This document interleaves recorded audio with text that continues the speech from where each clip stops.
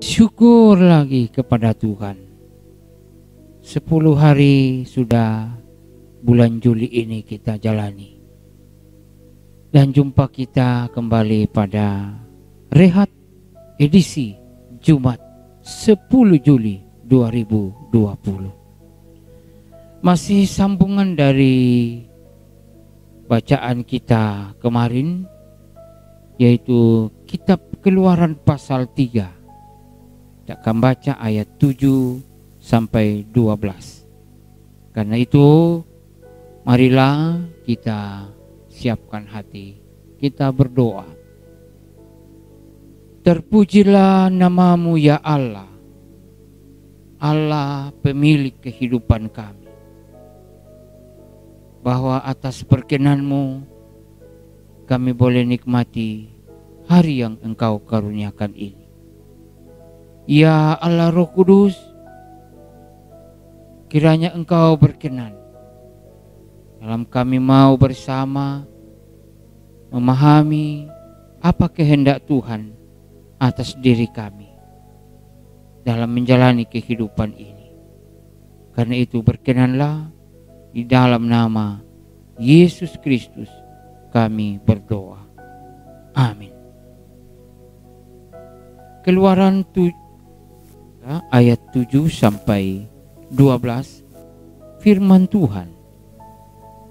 Dan Tuhan berfirman, Aku telah memperhatikan dengan sungguh kesengsaraan umatku di tanah Mesir. Dan aku telah mendengar seruan mereka yang disebabkan oleh pengerah-pengerah mereka. Aku mengetahui penderitaan mereka. Sebab itu aku telah turun untuk melepaskan orang dan menuntun mereka keluar dari negeri itu ke suatu negeri yang baik dan luas, suatu negeri yang berlimpah-limpah susu dan madunya, ke tempat orang Kanaan, orang Het, orang Amori, orang Feris, orang Hewi, dan orang Yebus. Sekarang seruan orang Israel telah sampai kepadaku. Juga telah kulihat betapa kerasnya orang Mesir menindas mereka. Jadi sekarang pergilah, aku mengutus engkau kepada Firaun untuk membawa umatku, orang Israel, keluar dari Mesir. Tetapi Musa berkata kepada Allah, siapakah aku ini? Maka aku yang akan menghadap Firaun dan membawa orang Israel keluar dari Mesir. Lalu firman-Nya, bukankah aku akan menyertai engkau? Inilah tanda bagimu bahwa aku yang mengutus engkau. Apabila engkau telah membawa bangsa itu keluar dari Mesir, maka kamu akan beribadah kepada Allah di gunung ini. Demikianlah firman Tuhan. Amin. Saudara-saudara yang kekasih dalam Tuhan, menarik sekali firman Tuhan ini kita renungkan bersama. Kisah ini tentang pemanggilan Musa. Kita diajak untuk merenungkan dengan tema, mengapa harus aku? Mengapa harus saya? Saudara-saudara,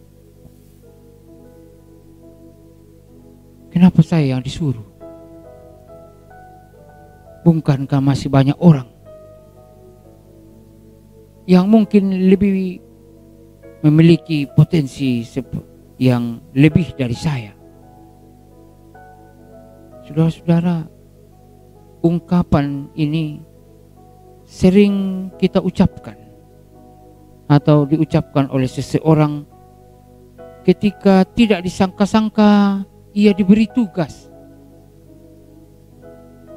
dan ungkapan yang isinya seolah-olah kurang bersedia menerima dan melakukan tugas tersebut. Kenapa harus saya? Ungkapan itu bisa berisi penolakan, bisa juga berupa ungkapan tidak mampu, dan mungkin juga sebagai ungkapan heran. Mengapa dia yang ditunjuk? Saudara-saudara, setelah berjumpa dengan Tuhan, Musa diutus untuk tugas yang berat, yaitu untuk membawa bangsa Israel keluar dari tanah Mesir. Ini bukan satu keluarga, bukan satu kampung, bukan satu organisasi, tapi ini satu bangsa. Satu bangsa. Pekerjaan yang sangat sulit. Dan ini bagi Musa secara manusiawi, dia sungguh sadar dengan keberadaannya seorang penggembala kambing domba, tomang kambing.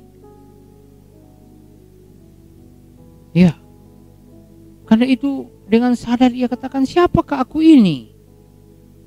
Ayat 11 tadi, maka aku yang akan menghadap Firaun dan membawa orang Israel keluar dari Mesir.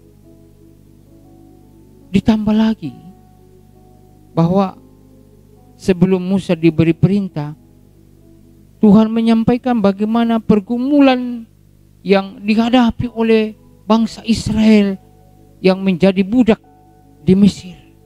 Mereka begitu menderita. Saudara-saudara, menguatkan dan menghibur mereka adalah pekerjaan yang berat. Apalagi jika harus dibawa untuk keluar dari Mesir. Ini bukan pekerjaan yang ringan. Belum lagi jika berhadapan dengan pemimpinnya, Firaun. Tapi Tuhan memberikan penguatan bagi Musa, bahwa dia sendirilah yang akan menyertai. Ayat 12 tadi, ia katakan, bukankah aku akan menyertai engkau? Inilah tanda bagimu bahwa aku yang mengutus engkau. Saudara-saudara, Allah sendiri yang bertindak. Jadi Allah tidak sekedar memberi perintah, tetapi ia memberi petunjuk, memberi jaminan bagi setiap orang yang diutusnya. Saudara-saudara, kita pun adalah utusan-utusan Tuhan yang juga sering berhadapan dengan situasi yang sulit, sehingga membuat kita merasa tidak mampu akan tugas dan tanggung jawab yang dipercayakan kepada kita. Ya, jujur saja sama diri kita masing-masing. Dan melalui firman Tuhan hari ini, kita diingatkan bahwa yang Tuhan mau untuk kita lakukan ialah jangan pernah meragukan janji Tuhan. Janji Tuhan bagi Musa saat itu tentu juga berlaku bagi kita, bahwa sepanjang yang kita kerjakan adalah untuk Tuhan, atau karena ini adalah perintah Tuhan, maka ia pasti akan menyertai untuk melakukannya. Ia tidak akan pernah membiarkan kita, sekalipun ada tantangan, ada cobaan, ada rintangan, tetapi berjalan bersama dengan Tuhan, pasti semua akan ada jalan keluar. Yakinlah akan hal ini. Tuhan pasti memberkati. Amin. Mari berdoa. Ya Tuhan, inilah kami. Inilah aku. Utuslah aku. Dalam segala keterbatasan dan ketidakmampuan hamba-Mu, berikanlah kekuatan, berikanlah petunjuk, supaya hamba-Mu ini mampu melakukan yang terbaik bagi kemuliaan nama Tuhan sendiri. Berkenanlah kepada hamba-Mu ya Tuhan, yang semuanya ini kami mohon di dalam nama Yesus Kristus. Amin.